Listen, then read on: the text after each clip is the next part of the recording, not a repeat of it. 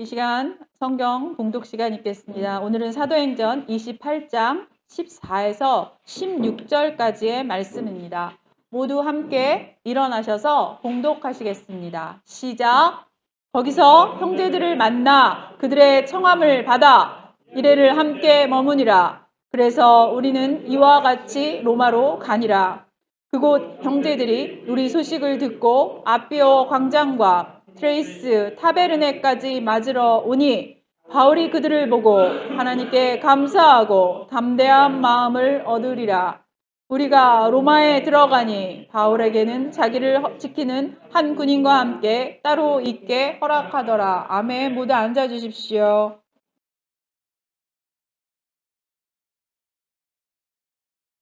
네, 할렐루야. 복된 주일입니다. 날이 참 좋죠. 4월, 5월 너무 좋은 날씨인 것 같아요. 오늘도 오면서 주님께서 지으신 천지 만물을 감사하면서 왔습니다. 오늘도 함께 예배드릴 수 있음에 감사를 올려드립니다.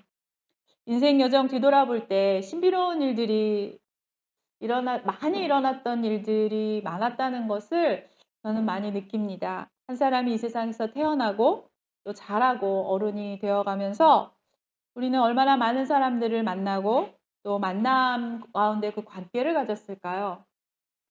한 사람의 인생에서 만나게 되는 수많은 사람들 가운데 어떤 사람과 어떻게 연결되고 관계를 가지게 되고 사건이 일어나고 하는 그 모든 우연의 만남들 또는 필연의 만남들의 그 한 사람 만남들로 인해서 그 한 사람의 인생이 결정됩니다. 인류의 역사는 사람이 사람을 만나고요. 그 관계가 어떻게 이어지는지, 그래서 어떤 사건이 일어나게 되는지로 결정되어졌습니다.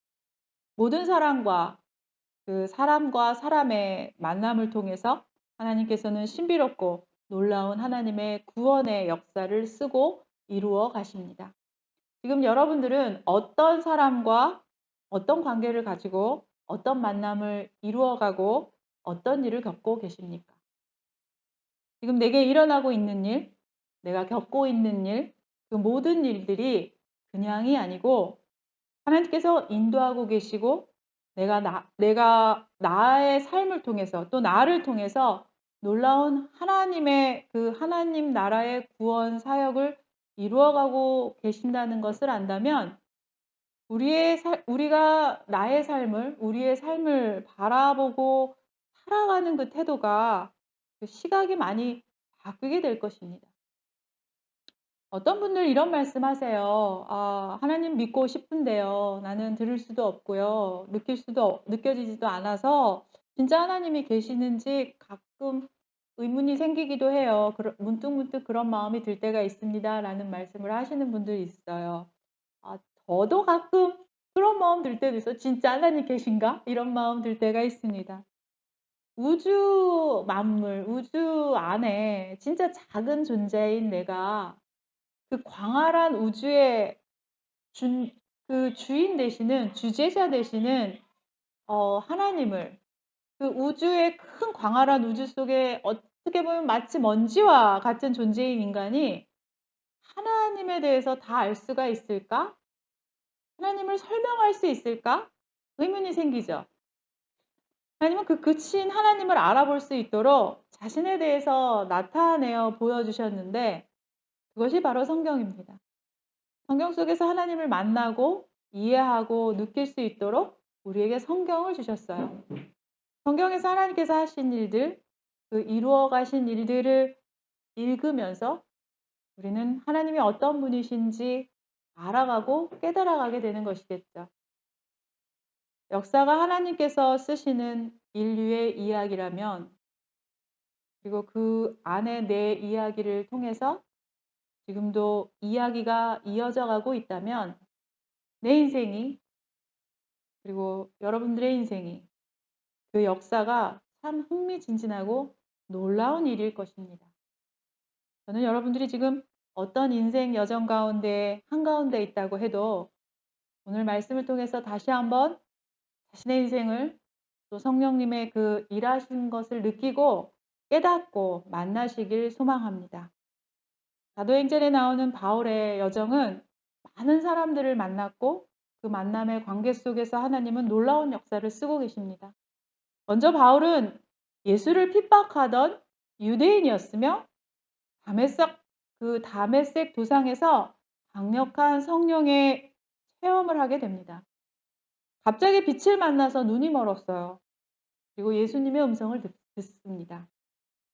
그렇게 예수 그리스도를 만나게 되면서 바울의 인생은 완전히 바뀌어 버립니다. 바울은 아나니아에게 안수를 받아서 성령으로 충만하게 되고 나서 다시 눈을 뜨게 되고 강건해진 후에 바로 예수가 하나님의 아들이시며 그리스도이심을 전해요. 그러자 유대인들이 모두 들고 일어나서 바울을 죽이려고 합니다.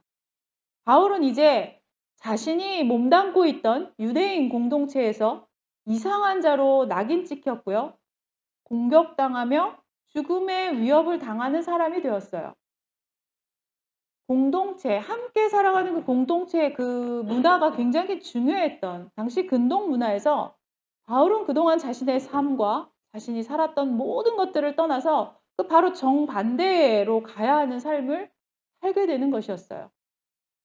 성령님은 바울의 지금까지 탄탄대로의 삶에서 벗어나 다른 길로 가라고 그 길을 막으시는 것 같아 보입니다. 젊은 유대인 엘리트 청년 바울은 그동안 자신이 속해 있던 공동체에서 말하던 이쪽으로 가는 게 맞는 거야. 이 길이 성공의 길이야. 그 길이 맞다고 여기던 거리에서 벗어나서 정반대의 다른 길로 살아가게 되는 거예요. 아마도 그곳에 있었던 사람들은 바울과 함께 공동체였던 그 유대인들은 바울의 행보가 너무 바보 같아 보이거나 조롱거리가 되었을지도 몰라요. 아마 그랬겠죠. 이상하다. 바울은 성령님이 막으신 자신이 가고자 살고자 했던 길을 떠나서 예수님이 그리스도이시라는 복음을 전하기 위해서 첫 번째 선교 여행을 떠납니다. 예수님이 그리스도이십니다. 그 복음을 증거하는 자로 이제 살아가게 되면서 이 선교 여행을 떠나요. 이때가 AD 47년 정도 경인데요. 한 2년 정도 여기 이 소아시아 지역에서 바울은 복음을 전하게 됩니다. 그동안 유대인의 하나님, 유대인의 구원자 하나님에서 이제 바울의 선교 여행은 이방인에게도 복음의 구원의 길을 열게 합니다. 예수 그리스도의 십자가 죽음은 유대인에게나 헬라인에게나 이방인에게나 그것을 믿는 자에게 구원이 이루어진다는 그 복음의 진리가 이제 세상에 널리 선포되어집니다. 그리고 바울은 그렇게 다시 2차 선교 여행을 이후에 가기로 결정해요. 그동안 소아시아에서 지금 보여졌던 이 소아시아에서 복음을 전했던 바울 일행들은 이제 다시 그때 세워진 이때 첫 번째 선교 여행에서 세워졌던 그 교회들을 돌아보고 그들을 더 제자로 키우고 양육하고 그들의 믿음을 강건하게 하기 위해서 이 2차 선교 여행을 이제 준비해요. 함께 기도했고요. 이 2차 선교 여행에 대해서 큰 마음을 품었습니다.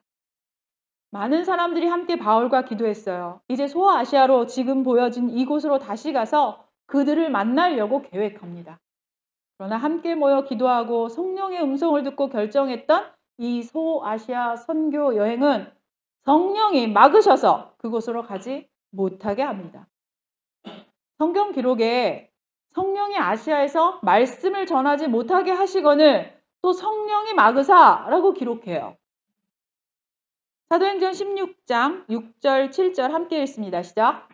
성령이 아시아에서 말씀을 전하지 못하게 하시거늘 루디아와 갈라디아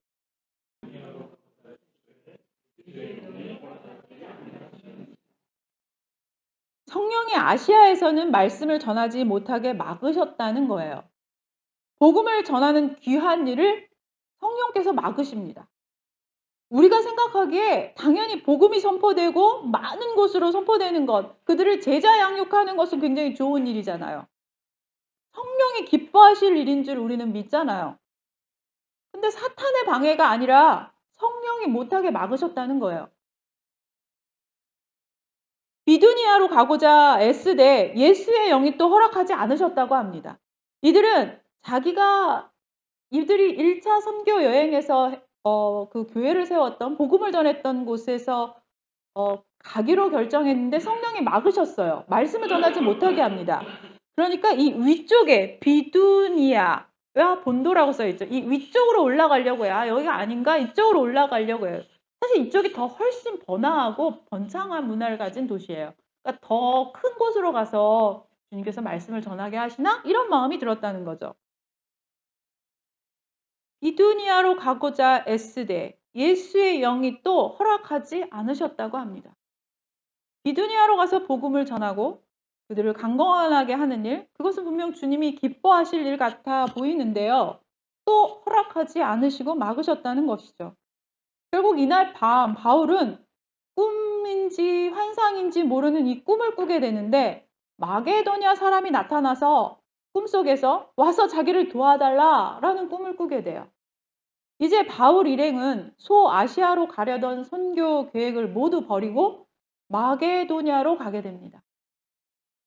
마게도냐 지역에서 바울은 빌립보라는 도시라는 곳에 도착하게 되는데 이곳이 바로 유럽의 첫 관문이 되는 도시예요. 바울 일행을 빌립보로 인도하시기 위해서 성령님은 그동안 막으셨던 길을 또 다시 활짝 여십니다. 사도행전 16장을 보면 이 바울 일행이 이제 이 드로아라는 곳으로 내려가서 빌립보까지 가게 되는데 마게도냐로 가는 그 지역의 빌립보라는 도시로 가는데 아주 빠른 시간 안에 도착하는 것을 볼 수 있어요. 이튿날 도착하였으니 라고 성경은 기록하거든요. 사실 근데 이 루트가 이후에 다시 이들이 돌아오는 길로 봤을 때 또 그 거리로 봤을 때는 거의 일주일이 걸리는 거리예요. 성령님이 막으셨는데 길을 여시니까 이런 일이 일어났다는 거예요. 성령이 원하시고 그 길을 여시면 우리 하는 생각과는 다르게 또 그곳에 도착할 수 있게 된다는 겁니다. 우리가 지금 막힌 길 앞에 서서 절망하고 좌절할 것이 아니라 성령님께서 막으신 길인지 또 어디로 그 길을 여실 것인지 멈춰서서 성령님께 귀 기울여야 합니다. 바울이 아무리 그동안 탁월하게 소아시아에서 복음을 전하고 많은 사람들을 구원받게 하고 교회를 세웠다고 해도 다시 그곳으로 가고자 했으나 성령이 막으시면 말씀을 전하는 것조차 할 수 없었던 것처럼 말이에요. 성령이 막으시는 일은 우리의 어떤 능력과 힘으로도 열 수가 없어요. 그러나 성령이 여시는 길은 인간의 상상을 뛰어넘어서 활짝 열고 그곳으로 인도해 주시는 것을 저는 믿습니다. 성령의 인도하심으로 빌립보에 도착한 바울과 실라 이야기 아마 많이 아실 겁니다. 바울과 실라는 그곳에 귀신 들린 여종을 만나게 돼요. 그래서 그 귀신을 내쫓는 기적을 일으켜요. 빌립보 도시에서 첫 기적을 일으킵니다. 그렇게. 이 일로 이게 기뻐하는 일이잖아요. 성령님께서. 귀신을 내어 쫓기고 사람을 치유하는 일 기뻐하는 일이잖아요. 근데 이 일로 다시 바울과 실라는 심한 채찍질을 당하고 감옥에 갇히게 돼요. 성령의 인도로 그렇게 막으시고 확 열어서 오게 된 유럽의 첫 관문지 빌립보에서 힘있게 복음을 전하게 될지 알았던 바울은 다시 감옥에 갇히며 길이 막혀버려요. 성령이 가라하신 길, 성령이 여신 길이 또다시 막혀버렸습니다.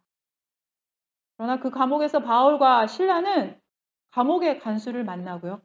거기서 자결하려는 간수를 살리고 그에게 복음을 전하고 그 가족 모두에게 구원을 받게 합니다. 간수가 자다가 깨어 옥문들이 열린 것을 보고 죄수들이 도망한 줄 알고 칼을 빼어 자결하려 하거늘 바울이 크게 소리질러 이르되 내 몸을 상하게 하지 말라 우리가 다 여기 있노라 하니 그 밤 그 시각에 간수가 그들을 데려다가 그 맞은 자리를 씻어주고 자기와 그 온 가족이 다 세례를 받은 후 그들을 데리고 자기 집에 올라가서 음식을 차려주고 그와 온 집안이 하나님을 믿음으로 크게 기뻐하니라. 이런 일이 일어납니다. 옷감 장사 루디아 가족, 바울이 빌립보 도시에 가서 처음 복음을 전한 그 여인의 가족들, 그리고 이 감옥의 간수였던 가족들이 모여서 빌립보의 첫 교회가 세워지게 됩니다. 성령이 내 길을 막으셨다는 것은 그 길에 멈춰서서 이루실 일이 있다는 거예요. 막힌 길 앞에서 거기에서 이루실 주님을 기대하며 살아간다면 지금 여러분들이 어떤 상황에 처해 있다고 해도 좌절하고 실패하는 마음이 아니라 오히려 기대와 소망으로 어떤 일을 이루실 것인가? 라고 바라보게 될 것입니다. 또 성령이 길을 여셨다면 그것에 흔들리지 말고 순종하며 나아가야 합니다.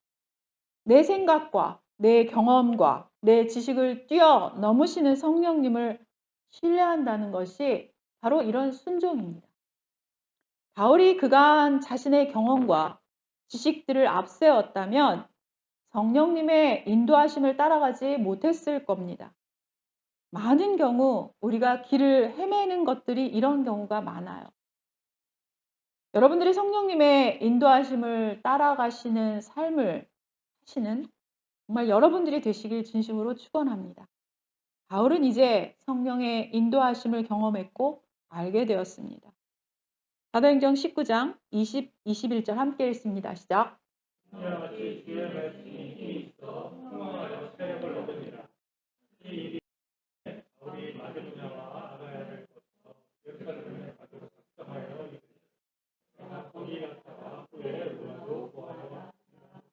아멘. 바울의 3차 선교 여행 당시 에베소에서 말씀을 가르칠 때 엄청난 말씀의 부흥이 일어났어요. 이제 사도 바울은 예수 그리스도를 전하는 자로 그 말씀의 능력이 있었고요. 가는 곳마다 기적과 이적을 일으켰으며 부흥이 일어났어요. 여러 교회들이 세워지고요. 많은 사람들이 바울에게 나왔습니다. 굉장히 흥황했어요. 복음으로 사람을 살리며 많은 사람들이 그 말씀을 듣길 원했고 바울에게 오기를 원했고 치유받기 원했고 교회에 함께하기를 소망했습니다.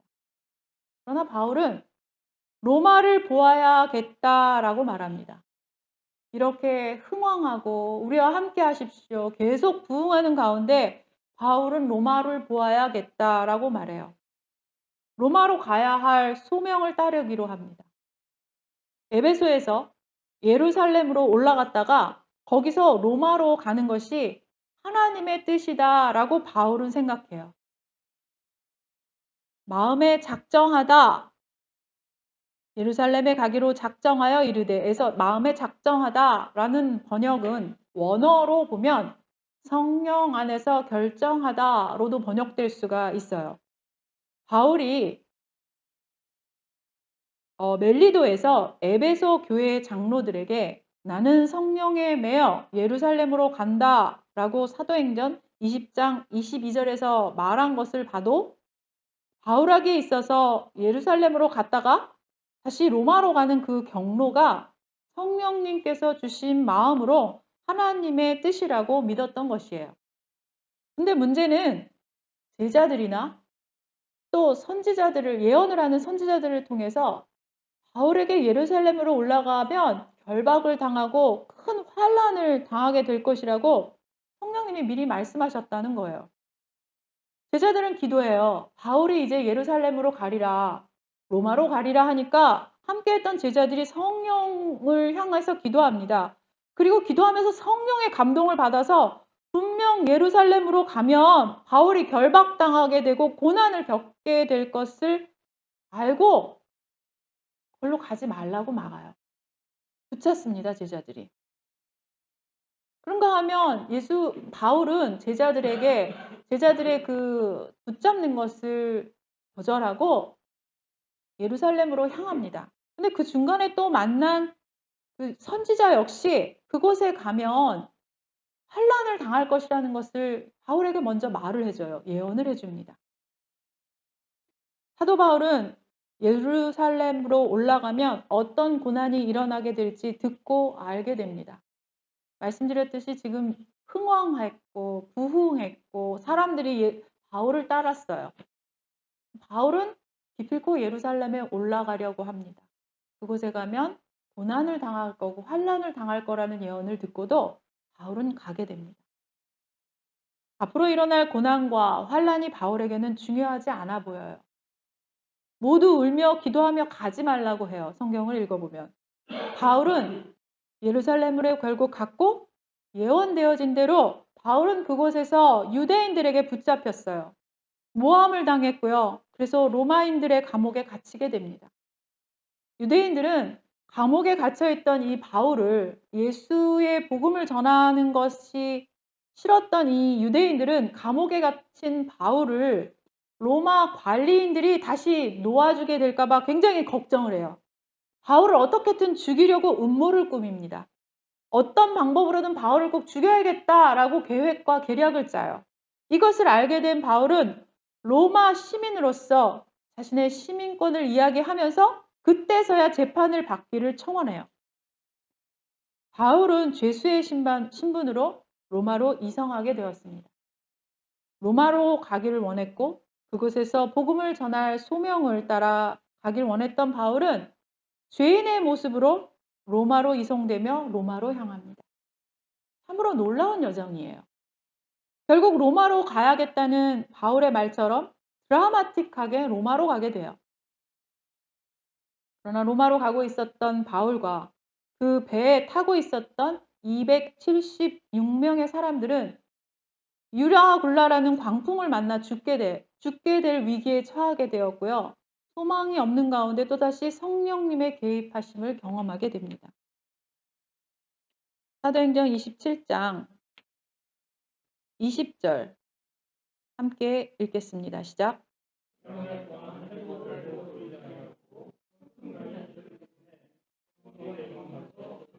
아멘. 사도행전 27장 18, 19절 그 윗절을 보면 우리가 풍랑으로 심히 애쓰다가 이튿날 사공들이 짐을 바다에 풀어버리고 사흘째 되는 날에 배의 기구를 그들의 손으로 내어버리나 여러 날 동안 해도 별도 보이지 아니하고 큰 풍랑이 그대로 있음에 구원의 여망마저 없어졌더라. 이제 진짜 죽음이 앞에 있는 거예요. 이들에게는. 아, 이제 이대로 죽는구나 라는 거였어요. 내가 속한 바 곧 내가 섬기는 하나님의 사자가 어젯밤에 내 곁에 서서 말하되 바울아 두려워하지 말라. 내가 가이사 앞에 서야 하겠고 또 하나님께서 너와 함께 항해하는 자를 다 내게 주셨다 하였으니 그러므로 여러분이여 안심하라. 나는 내게 말씀하신 그대로 되리라고 하나님을 믿노라. 그런즉 우리가 반드시 한 섬에 걸리리라 하더라. 바울의 말대로 배는 파손되었지만 기적적으로 모두 멜레데 섬으로 들어가게 돼요. 바울 일행과 기적적으로 살아서 섬에 도착한 이들은 그 섬의 원주민들의 도움을 받게 됩니다. 그리고 다시 한번 이 섬에 기적이 일어납니다. 바울이 추운 겨울이었대요. 바울이 그 추운 겨울에 나뭇가지를 불을 피우고 앉아서 불을 쬐 때 독사가 한 마리 와서 바울의 손을 물어요. 근데 바울이 그 독사에 물린 손을 툭 치고 그 뱀을 그냥 떨쳐냅니다. 아무렇지도 않게 떼어버리고 바울이 죽지도 않고 아무렇지도 않게 되는 것을 보자 이 함께 있던 원주민들은 놀라서 바울이 신입니다 라고 생각해요. 바울은 이 섬에서 겨울 3개월을 머물며 그곳의 아픈 자들을 고치고 기적을 보여주면서 복음의 능력을 증거합니다. 이 멜레데 섬이 지금의 몰타 섬이라고 해요. 그래서 지금 이 몰타 섬에 가면 이 풍랑을 피해서 그곳에 바울이 온 것을 기념하는 바울 교회가 세워져 있고요. 또 바울 항구라 불리는 곳도 있다고 합니다. 사진을 봤는데 제가 자료를 찾아봤는데 재미있더라고요. 독특하고. 사도 바울이 로마로 가게 된 긴 여정은 사도행전에서 거의 많은 부분을 차지하며 기록합니다. 사도행전은 누가가 썼어요. 사도행전을 쓴 저자 누가는 사도 바울이 로마에 가는 것, 가이사 앞에 서야 하는 것, 이 이 일이 모두 일어나야 하는 필연적인 일이었다는 것을 중점에 두고 기록합니다. 사도행전은 로마에 도착해서 복음을 담대하게 전하는 바울의 모습으로 끝나고 있습니다. 비록 죄수의 몸이었지만 바울은 가택 연금된 그 집에서 그 로마의 한 가운데에서 복음을 선포하며 복음을 전합니다. 예수님은 세상 끝까지 복음을 전하며 증거하는 일을 이루기 위해서 바울을 부르셨던 겁니다. 그것을 이루어가는 과정은 사람들을 만나고 관계를 가지고 또 그 관계 속에서 많은 일을 일어나게 하셨습니다. 때로는 성령님이 길을 막으시고 그 막힌 길 가운데 복음이 전해지고 한 가족이 구원이 받게 하시고 또 그 지역의 교회가 세워지게 하셨습니다. 그 길을 여시기로 하실 때는 사람의 힘과 능력으로는 불가능한 방법으로 그 길을 여셨습니다. 바울은 로마로 가는 그 비전을 따라 가면서 많은 일을 경험했고 겪어야 했습니다. 그때마다 하나님께서는 로마로 가라는 그 소명을 일깨워 주시고 격려하였습니다.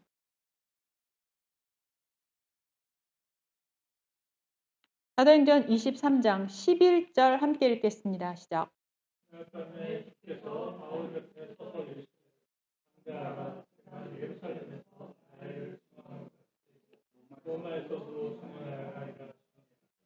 제가 읽습니다. 바울이 이르되 내가 가이사의 재판 자리에 앞에 섰으니 마땅히 거기서 신문을 받을 것이라. 당신도 잘 아시는 바와 같이 내가 유대인에게나 불의한 일이 없나이다. 가이사 앞에 갈 것을 바울은 알고 있었습니다. 사도행전 27장 24절 말씀 함께 읽습니다. 시작.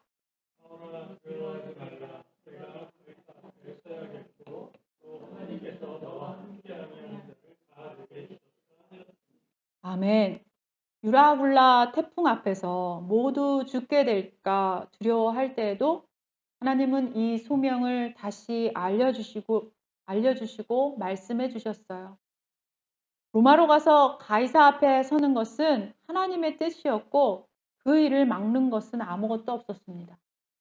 그래서 바울은 감옥에 갇히고 채찍질 당하고 사람들에게 수치를 당하고 자신이 계획했던 일들이 길이 막히고 또 죽을 뻔한 일들이 생기는 가운데에도 다시 용기를 가지고 로마로 향하는 길을 멈추지 않았던 겁니다. 로마로 가야만 했던 바울 한 사람 때문에 하나님께서는 그와 함께 배에 탔던 276명 모두 함께 살려주셨습니다. 로마로 가야 하리라던 바울의 소망은 마침내 이루어졌습니다. 땅끝까지 가서 복음을 전하라는 예수 그리스도의 선포가 바울을 통해 이루어지고 있습니다. 로마 대제국 시대, 당시 로마는 세상의 중심이었습니다. 세상의 모든 것들로 연결된 로마. 땅끝 어디까지 통할 수 있었던 중심지가 바로 로마였습니다. 바울은 2년여간 다양한 계층의 로마 사람들을 만나서 이 가택 연금의 감옥에 갇혀 있는 당시 복음을 전합니다. 비록 감시를 받던 죄인의 모습이었지만 바울은 자유롭고 힘있게 복음을 전했습니다. 이때 당시 요 2년 동안 갇혀 있을 당시 기록했던 것이 에베소서, 빌립보서, 골로새서, 빌리몬서 등을 작성해요. 하나님께서 한 사람을 구원하시기로 선택하시고 그 일을 행하실 때에 그 사람의 어떤 잘난 것들이나 선한 행위에 있지 않다는 것을 사도 바울을 통해 우리는 또 배우게 됩니다. 사랑하는 여러분, 우리가 하나님께 선택되어지고 하나님의 자녀가 된 것은 그 어떤 우리의 선함이나 착한 행위, 또 잘난 뛰어난 능력 때문이 아니에요. 그래서 그것이 은혜입니다. 하나님께서 은혜로 우리를 선택하시고 예수 그리스도의 증인이 되게 하셨습니다. 하나님께 선택되어 예수 그리스도의 증인으로 살아간 바울의 인생은 계속해서 성령이 막으심과 성령의 여심을 경험하는 시간이었습니다. 하나님께서 한 사람을 선택하시고 하나님께서 한 사람을 택하시고 그 인생을 이끄시는 모든 과정은 성령의 인도하심으로 길을 여시기도 하시고 길을 막으시기도 하시면서 하나님 나라의 구원 사역을 이루어 가십니다. 하나님께서 이루시고자 하는 일은 꼭 이루어집니다. 그 방법과 때와 상황들은 우리의 생각과 다를지라도 말입니다. 성령이 내 삶의 발걸음을 막으시고 멈추게 하시는 일에 대해서 너무 두려워하거나 좌절하지 마십시오. 그 자리에서 일어날 일이 있기 때문에 멈추게 하신 것이라 신뢰하십시오. 저는 여러분들이 성령 안에서 자유함을 누린다는 것을 깨달아 가시길 정말로 축원드립니다. 사도 바울의 여정은 계속해서 성령께서 막으시고 또 여시는 길들의 연속이었습니다. 이것이 사도 바울의 인생이었습니다. 그것이 어떤 일이 다 일어날지 우리는 알 수 없지만 성령님께서 인도하시는 그 길은 내 삶에서 꼭 일어나야 할 일이기에 일어난 것입니다. 바울의 감옥은 실패도 아니었고요. 수치도 아니었습니다. 바울의 난파된 배에서 살아난 것과 그곳에서 원주민을 만나게 된 것, 이 모든 것은 재앙과 재난이 아니었어요. 수많은 사람들을 만나게 하셨고 그 가운데 일하시는 성령님을 바울은 신뢰했습니다.